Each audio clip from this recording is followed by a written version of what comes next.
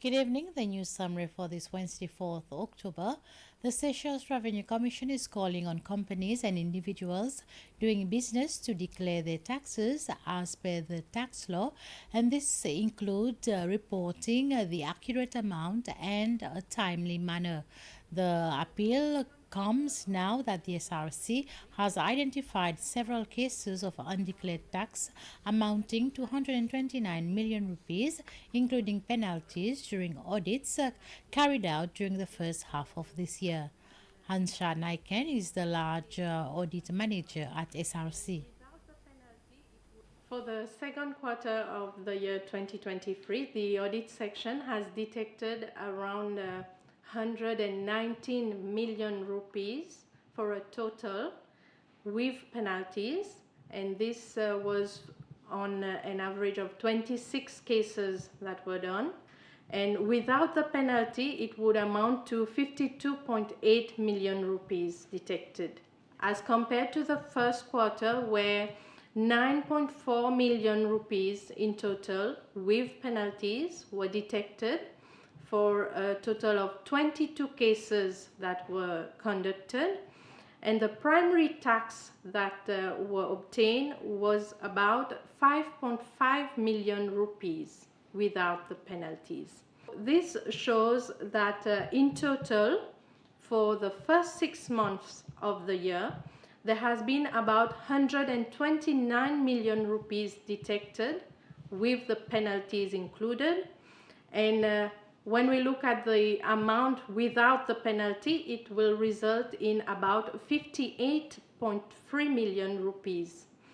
From the risks that we identify, there has been underreported income, there has been misinterpretation of the laws, and other factors that have been identified. So what we appeal to our taxpayers, any companies, individuals, is that they should be able to correctly declare their business tax return. Any information that has to be delegated to the Seychelles Revenue Commission should be well done. And if ever they have any issues or difficulties in complying with the obligations that they have towards the Seychelles Revenue Commission, our doors are always open to them, and we have our sections, including the provision of advice department, which will always be able to assist them in correctly filing their business tax returns. Seychelles is participating in the 7th Indian Ocean Wave exercise being organized by UNESCO and the Indian Ocean Tsunami Information Center. The RMD is leading a group of representatives from first responder agencies and support agencies during this preparation exercise. The aim of the exercise is to ensure the country is ready to respond quickly when there is a tsunami warning. With the support of UNESCO, the government of Seychelles, through the RMD, is conducting the tabletop exercise, which is a regional exercise, and it's happening in real time from 8 a.m. in the morning until 8:30 in the evening, whereby we are getting injects from the international center, and from here locally we are planning our response in accordance to the National Integrated Emergency Management Plan and consequently tsunami procedures which we have in place. The aim today is to evaluate the effectiveness of these plans and to learn lessons from them to make them better for future use. These exercises are conducted every 2 years, and from this one, we expect that the plans will be reviewed in preparation for the next exercise, but not only for the exercise, but for the actual response.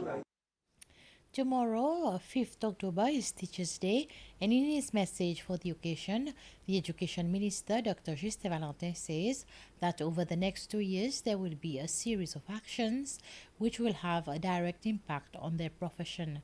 The message adds that with their support, the ministry will review the context of teaching and the school programmers. It will renew and re-energize the intellectual atmosphere in schools with the aim of assisting teachers to reflect more deeply during interaction actions to bring about more meaningful deliberations in their everyday engagement. It will strive to have a teaching force that is more responsive to the new dynamics in education. He is therefore urging all teachers to play a leading role in this endeavor, engage in professional networks, interact more with online educational materials, take part in professional development sessions that will be made available to them, and above all, be prepared to try new teaching ideas in the classroom. The health and well-being of teachers was the highlight of a discussion which was held at the STC conference room earlier this week as part of activities to commemorate Teachers Week. The workshop, which was organized jointly by the Ministry of Education and the Ministry of Health, was the first of its kind for Teachers Week. The participants were briefed about how to put in place a workplace well-being program and the health status of the country. The event ended with a walk from the STC Conference Center to the fitness trail to encourage teachers to exercise. Team Seychelles will be participating in the first Global Challenge in Singapore from the 6th to 10th of October. The first Global Challenge is a robotics competition which is held in a different country each year.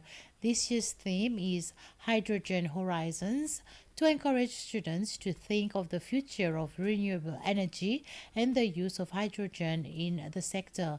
Each team was given a kit and allowed to design their robots themselves to be able to separate and pick up balls of different sizes, which represent the atoms in water. 5 core team members from the 12 members of the Team Seychelles will be going to Singapore. So it took us like about 2 months. Some of us had holidays during that time for like 2 weeks, so we would gather at like 9 till 4 or 5 to build the robot daily. And then after we moved to Antwerp Secondary School, where we could stay longer hours, so we would stay there until like 8, 7, 9 between that time.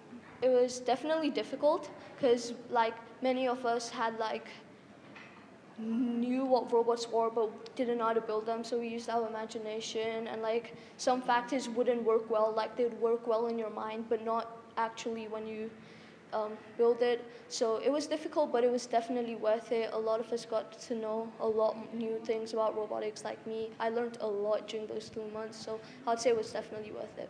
That's the end of this news summary. Join me at 8 for the news bulletin in Creole. Until then, have a pleasant evening.